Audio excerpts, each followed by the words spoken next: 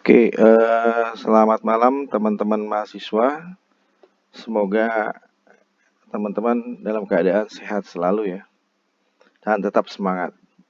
Oke, untuk pertemuan kuliah hari ini kita diselenggarakan secara online sesuai dengan jadwal yang telah diberikan oleh kampus. Dan pokok pembahasan untuk hari ini adalah mengenai data warehouse environment atau lingkungan daripada data warehouse.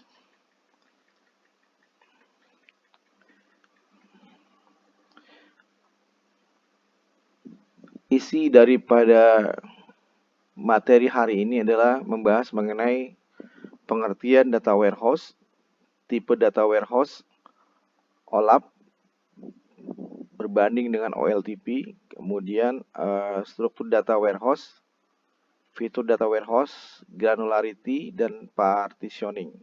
Nanti kita akan bedah satu persatu. Sedangkan data warehouse itu pertama kali dikemukakan atau diperkenalkan oleh seorang ilmuwan pada tahun 1990 yang bernama Bill Inmon, di mana dia mengemukakan pendapatnya bahwa data warehouse is a subject-oriented, integrated, time-variant, and non-volatile collection of data. Menurutnya juga bahwa data warehousing adalah proses untuk membangun dan menggunakan data warehouse. Sedangkan data warehouse itu sendiri dibangun dengan cara mengintegrasikan data dari berbagai sumber yang bersifat heterogen.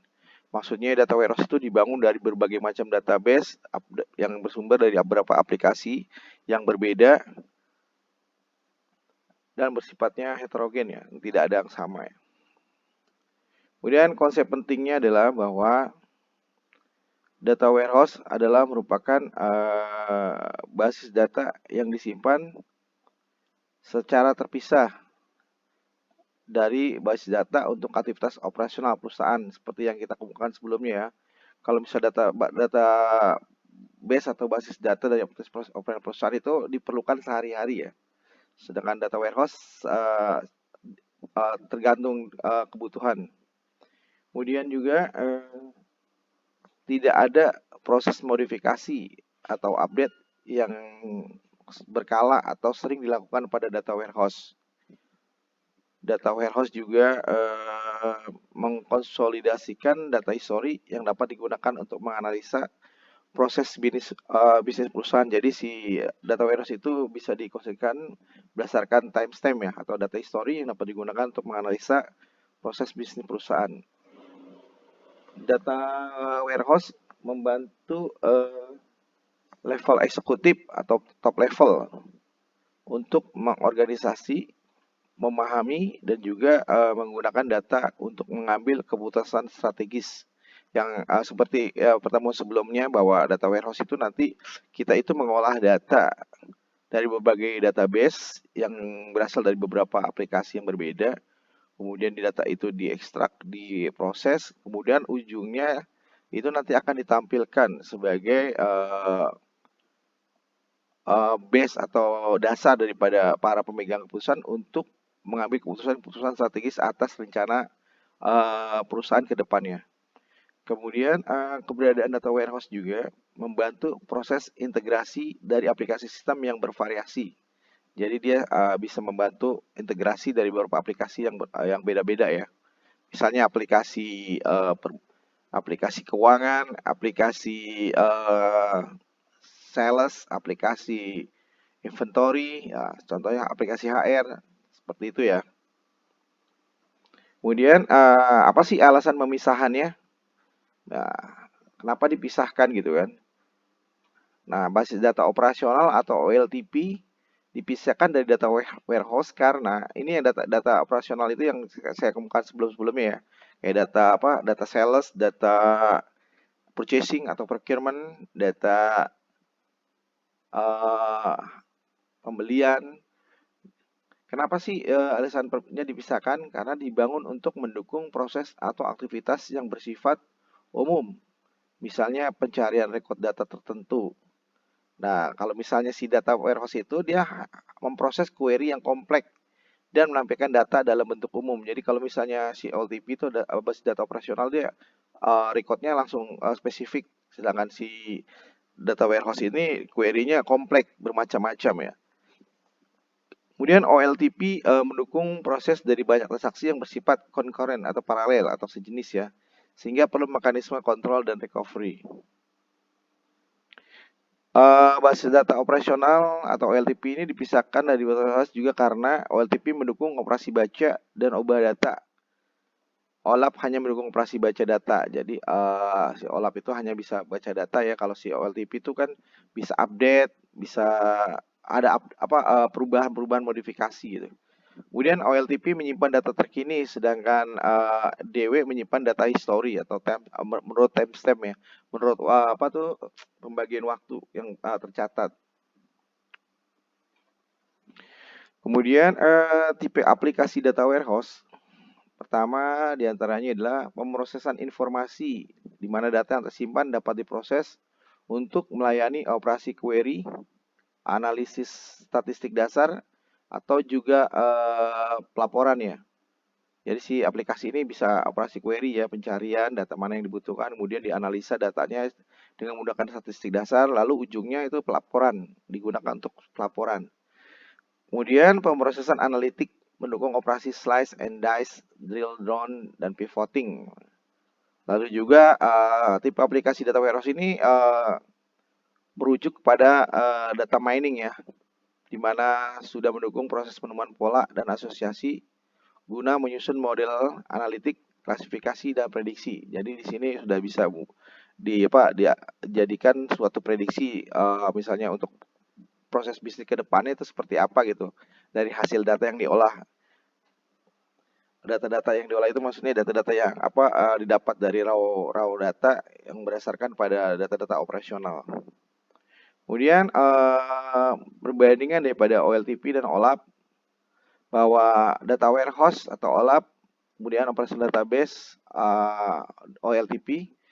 Data warehouse memproses data historical, sedangkan si operational database memproses data day to day, jadi hari ke hari. Sedangkan yang kedua adalah bahwa data warehouse digunakan oleh pengguna pengetahuan seperti eksekutif, manajer, dan analis, jadi top level ya. Sedangkan si operational database itu digunakan oleh clerk atau bagian tata usaha ya, database administrator ataupun database profesional. Lalu yang ketiga digunakan untuk menganalisis bisnis, sedangkan untuk operational database digunakan untuk menjalankan bisnis. Jalankan bisnis maksudnya kayak aplikasi inventory, bisnisnya gimana, aplikasi penjualan. Sedangkan si data warehouse itu menganalisa hasil daripada penjualan-penjualan atau inventory yang ada di dalam database operasional. Kemudian fokus untuk memperoleh informasi untuk data warehouse, sedangkan untuk operational database fokus untuk memasukkan data. Lalu yang kelima adalah berdasarkan star, snowflake, dan fast constellation scheme. Ini maksudnya ini gambaran ya, gambaran susunan daripada data warehouse menggunakan star, snowflake, dan fast constellation scheme. Sedangkan operational database berdasarkan ERD model atau entity relationship diagram. Nanti bisa ditemukan di analisa perencanaan sistem informasi ya. Kemudian menyediakan rangkuman dan konsolidasi data untuk data warehouse, sedangkan operational database menyediakan data primitif dan sangat detail. Lalu data warehouse jumlah pengguna adalah ratusan, sedangkan untuk operational database jumlah pengguna adalah ribuan, lebih banyak ya. Kemudian, oke. Yang ke-8 perbedaannya adalah untuk data warehouse menyediakan view data yang terangkum dan multidimensi, sedangkan operational database hanya menyediakan view data yang detail dan flat. Jadi lebih variatif yang data warehouse ya. Lalu jumlah record yang diakses adalah jutaan, sedangkan jumlah record yang diakses adalah pada operational database adalah puluhan. Lalu ukuran basis datanya adalah 100 GB sampai terabyte. Untuk database, ukuran basis data adalah 100 MB sampai gigabyte. Kemudian data warehouse itu bersifat fleksibel, sedangkan operational database mempunyai performa tinggi. Ini berikut ini adalah struktur data warehouse. Di sini adalah high list summary, light summary, data mart, maksudnya data-data berbagian Biasanya di perusahaan tuh ada data finance, data accounting, data procurement, seperti itu ya contohnya ya.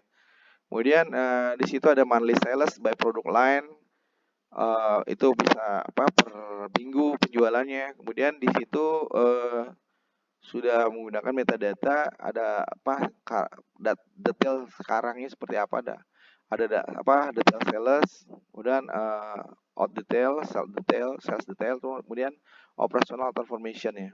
Ini adalah struktur data warehouse. Kemudian fitur-fitur yang ada pada data warehouse adalah sebagai berikut. Dia bersubjek oriented. Jadi dia bukan objek oriented ya. Lebih ke arah subjek oriented. Kemudian integrated, non volatile, kemudian time variant. Di sini subjek oriented bahwa data warehouse menyediakan informasi tentang subjek-subjek daripada operasi yang berlangsung pada organisasi. Kemudian tipikal subjek yang terlibat meliputi diantaranya customer, produk, transaksi atau aktivitas, kemudian kebijakan-kebijakan, klaim, akun, ya, seperti itu ya. Biasanya ini ada yang terdapat pada organisasi perusahaan ya. Lalu berikut adalah pada data warehouse, data tidak disimpan menggunakan aplikasi operasional, tapi menggunakan subjek daripada bisnis itu. Di sini ada operational application, ada order processing, consumer loans atau pinjaman ya, kemudian customer billing, account receivable, claim processing, saving account. Nah, sedangkan si data warehouse subjeknya ya, jadi dia sales, produk, customer, account, claim, dan policy. Kemudian diimplementasikannya maksudnya di sini adalah tiap subjek biasa diimplementasikan sebagai serangkaian table yang saling terhubung dalam data warehouse. Lalu subjek tersebut mungkin terdiri atas 10 atau 100 atau lebih tabel fisik yang semuanya saling terhubung. Jadi dia juga sama ya seperti database yang ada pada operasional ya, dia menggunakan table juga ya. Nah, seperti ini gambaran daripada apa customer. Sini adalah gambaran dari data warehouse di mana data dikelola dengan subjek pada area luas. Di sini ada data customer dari tahun 1985 sampai 1987, kemudian 1988 sampai 1990. Lalu customer pada 86 sampai 1989, dilanjutkan 1990 sampai 1991 seperti itu. Di sini adalah kunci biasanya yang biasa digunakan. Di sini ada related atas beberapa table. Di sini yang menjadi kata kuncinya kuncinya adalah yang menghubungkan adalah customer ID. Seperti terlihat di gambar ya, masing-masing table terdapat customer ID. Jadi yang menghubungkan untuk query-nya nanti adalah customer ID. Kemudian selanjutnya adalah media penyimpanan. Data bisa tersimpan pada media yang berbeda, misalnya DASD dan magnetic tape. Teman-teman mungkin udah pernah lihat lah, udah pernah lihat belum ya magnetic tape, kayak tape backup gitu kan? Atau mungkin juga sudah pernah lihat model kayak kaset gitu. Ya seperti itu modelnya ya. Bisa terdapat lebih dari satu database management system yang menyimpan data dalam data warehouse. Jadi bisa lebih daripada database management system. Teman-teman pasti sudah tahu ya. Contohnya adalah biasanya yang kita sering gunakan MySQL, SQL Server, Oracle gitu kan. Data dengan probabilitas atau kemungkinan akses tinggi dan volume data kecil di mana medium yang cepat dan mahal. Kemudian dua media lain adalah VCheck, recordnya bersifat detail dan legal, sedangkan optical disk lebih murah, cepat, dan kapasitasnya lebih besar. Di sini adalah gambaran daripada media penyimpanannya.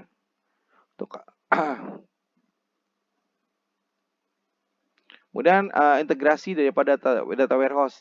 Nah, data warehouse itu dibangun dengan mengintegrasikan data dari berbagai sumber yang heterogen. Heterogen ini maksudnya bermacam-macam ya. Misalnya RDBMS, flat file, dan lain-lain. Jadi semua data bisa dikelola oleh data warehouse ya. Kemudian juga perlu dilakukan proses untuk melakukan terjalinnya integrasi ini, di mana ada konversi, reformat, resequence, dan summary. Seperti ini contoh daripada integration gambarannya. Aplikasi A di mana MF melakukan coding sampai menjadi MF pada data warehouse. Nah, contohnya attribute encoding, kemudian attribute measurement, multiple source, kemudian config keys. Di sini contoh daripada data inconsistent, di mana dia sudah di remove atau dihilangkan data dari device operasional dari aplikasi operasional sudah terintegrasi. Kemudian di sini ada datanya sudah data warehouse itu lebih merujuk kepada subjeknya, sedangkan yang ini adalah data from application. Di sini ada saving account, checking account, launch account, jadi subjeknya adalah account.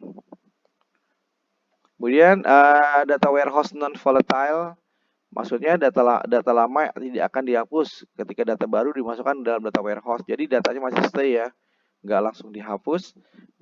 Adapun perubahan pada operasional database atau OLTP pada maksudnya yang operasional ya, tidak terlihat langsung pada data warehouse. Kemudian data dalam warehouse di-load dan diakses, akan tapi tidak diubah dalam konteks secara umum. Lalu data di-load dalam bentuk snapshot dengan format statis, dan terjadi perubahan data warehouse di mana penulisan snapshot barunya. Berikut adalah gambaran daripada data warehouse non volatile. Di sini ada operasional dan juga data warehouse.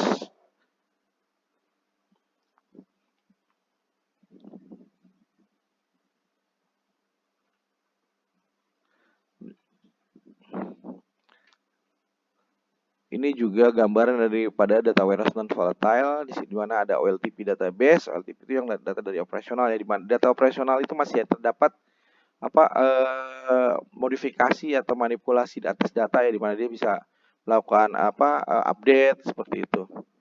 Di sini ada contohnya adalah operational system application, kemudian di load ke dalam data warehouse, kemudian di read oleh data warehouse, diolah, kemudian ujungnya adalah menghasilkan decision support system, seperti itu ya prosesnya. Kemudian data warehouse time variant, di sini data dalam data warehouse diidentifikasi dengan menggunakan periode waktu tertentu. Kemudian juga menyediakan informasi dari sisi history. Lalu time variancy mengimplikasikan bahwa setiap unit data bersifat akurat pada periode waktu tertentu. Recordnya memiliki timestamp, maksudnya timestamp itu misalnya tanggal berapa, jam berapa, menit ke berapa gitu ya. Dan juga ada waktu transaksi dan penandaan waktunya atau time horizon.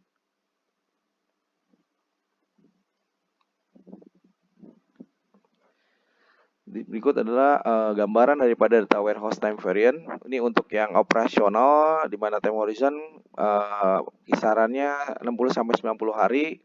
Dia bisa mengupdate record-recordnya, dan key structure-nya bisa dan tidak bisa berisikan elemen daripada waktu. Sedangkan untuk data warehouse dia bisa sampai 5-10 tahun ya, bisa. Jadi ini data bisa lebih lama gitu kan. Kemudian dia sudah menggunakan snapshot datanya, lalu key structure dia adalah berisikan tentang elemen daripada waktu. Berikut adalah gambaran daripada data warehouse time variant. Di sini ada beberapa table customer ID, jadi relatednya menggunakan from data to date, dan juga ada month, ada activity date yang berhubungan dengan waktu, jadi dia direlasikan seperti itu ya. Kemudian keuntungannya adalah menggunakan data warehouse time variant adalah memungkinkan analisa data pada periode sebelumnya. Jadi kita bisa menganalisa data-data yang ke belakang ya. Kita bisa gali lagi, kita bisa tahu, dan juga bisa memprediksi apa-apa gambaran, langkah-langkah yang akan kita lakukan ke depannya ya. Kemudian keuntungan berikutnya adalah mampu menghubungkan informasi-informasi yang ada ke situasi sekarang. Jadi bisa dijadikan acuan untuk tindakan kita hari ini dan ke depannya. Dan juga dia seperti yang tadi sebelumnya saya sebutkan bahwa dia mampu memprediksi kondisi pada masa depan. Jadi ada teori probabilitasnya ya. Berikut adalah granularity. Di sini dia mendefinisikan level detail atau pembuatan summary dari unit-unit data dalam data warehouse. Berikut adalah level detail, volume data, dan juga granularity. Isu yang ada pada granularity adalah merupakan isu desain yang paling penting dalam membangun data warehouse, di mana level granularity menentukan volume data yang disimpan serta tipe query yang mampu diproses oleh data warehouse. Berikut adalah gambaran granularity di mana level of detailnya, kemudian partitioning of data. Adapun keuntungan yang kita menggunakan granularity pada data warehouse adalah level granularity menentukan tingkat reusability, maksudnya penggunaan ulang dari data warehouse oleh aplikasi-aplikasi lain. Kemudian data yang sama dalam data warehouse dapat digunakan untuk kegiatan marketing, maksudnya pemasaran, guna melihat bagaimana penjualan bulanan berdasarkan wilayah geografis. Jadi dari sini perusahaan bisa tahu per bulannya itu pada daerah tertentu itu yang booming itu atau yang laku, tren lakunya itu produknya yang mana gitu kan. Jadi bisa dijadiin strategi untuk meningkatkan produksi, memberi banyak misalnya memberikan strategi-strategi bisnis dengan memberikan diskon. Lalu sales, melihat penjualan oleh pegawai sales pada wilayah tertentu tiap minggu. Jadi ada laporan penjualan yang diperoleh tiap minggunya, bisa diolah untuk didapatkan suatu report. Lalu accounting, di mana dia melihat pendapatan yang berarti pada perempatan tahun berdasarkan jenis produk. Jadi pendapatannya dari produk apa gitu ya, yang bisa tercatat oleh bagian accounting. Kemudian kemampuan untuk rekonsiliasi atau perbaikan data antar departemen lebih mudah. Jadi bisa ada selisih, jadi bisa diketahui selisihnya di mana gitu. Jadi akan langsung diupdate untuk perbaikannya. Kemudian granularity rendah meningkatkan fleksibilitas untuk merubah data. Jadi data itu lebih fleksibel untuk dirubah ya, jika granularity-nya rendah. Kemudian terdiri atas histori dari semua aktivitas dan kejadian dalam perusahaan. Jadi terrecord gitu per time gitu. Waktu ke waktu terrecord tanpa ada yang lepas gitu.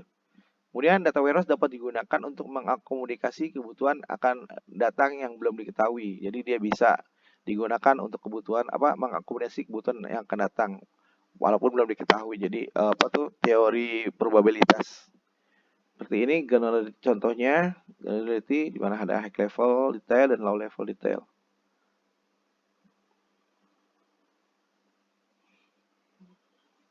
Kemudian granularity 2 level adalah keperluan untuk efisiensi penyimpanan dan pengaksesan data, dan juga kemampuan untuk menganalisa data secara lebih detail. Juga dibutuhkan lebih dari satu level granularity. Jadi untuk lebih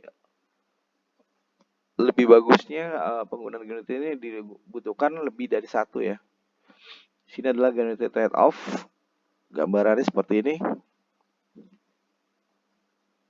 Ini yang 2 level yang tadi dibutuhkan ya, lebih dari satu.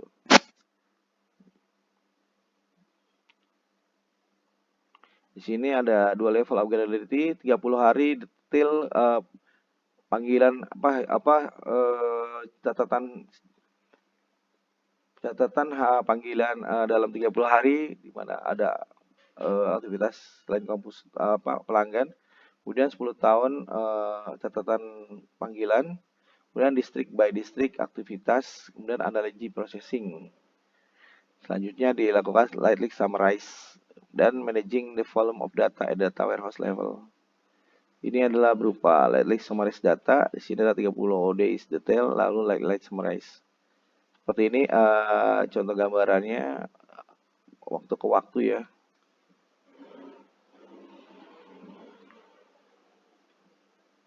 Di sini adalah proses membangun sebuah data warehouse. Misal dari hari pertama adalah ini existing system, maksudnya sistem yang sudah berjalan. Lalu hari kedua ada sistem udah menggunakan data warehouse di mana subjeknya area. Kemudian existing system di sini sudah banyak subjeknya di dalamnya. Kemudian existing system ditambah lagi subjek-subjeknya sampai jadi operasional. Jadi yang di sini nih si data warehouse itu udah mulai menjadi full penggunaannya untuk populasi dan akses berkembang sesuai dengan isunya. Kemudian warehouse uh, berkembang dan level departemen prosesnya dimulai. Kemudian living sample database adalah subset dari true archival data atau lightly summarized data yang diambil dari data warehouse. Di mana aspek pentingnya adalah bagaimana data di load untuk menentukan volume dari kerandoman data dalam basis data. Sini adalah gambaran daripada living sample database. Sini adalah living sample database dan di sini data warehouse. Di sini adalah semua dari polyholder berapa banyak laki-laki dibandingkan yang berusia 35 di mana sudah menikah dan memiliki lulusan akademi gitu kan. Contohnya seperti itu ya. Kemudian partitioning di sini adalah kegiatan membagi data ke dalam unit fisik yang berbeda sehingga dapat ditangani secara independen. Kemudian bagaimana sih partitioning harus dilakukan? Lalu granularity dan partitioning menentukan aspek lain dalam data warehouse. Di sini adalah berupa manfaat dari kegiatan partitioning pada data warehouse adalah memudahkan proses dalam data warehouse, diantaranya adalah loading data, akses data, archiving data, delete data, monitor data, dan juga menyimpan data. Berikut ada partitioning prosesnya seperti ini. Ada restruktur, indexing, sequentially, scan, jika dibutuhkan, kemudian recognize, recover, dan monitor. Adapun kriteria daripada partitioning adalah data dapat dibagi berdasarkan kriteria tanggal atau waktu, segi bisnis, wilayah geografis, unit organisasi, dan juga semua kriteria di atas. Oke. Jika ada pertanyaan bisa disampaikan di e-learning ya, di LMS-nya. Nanti kita bisa bahas lagi di pertemuan kita minggu depan. Demikian, terima kasih. Semoga teman-teman sehat selalu. Saya ucapkan selamat malam.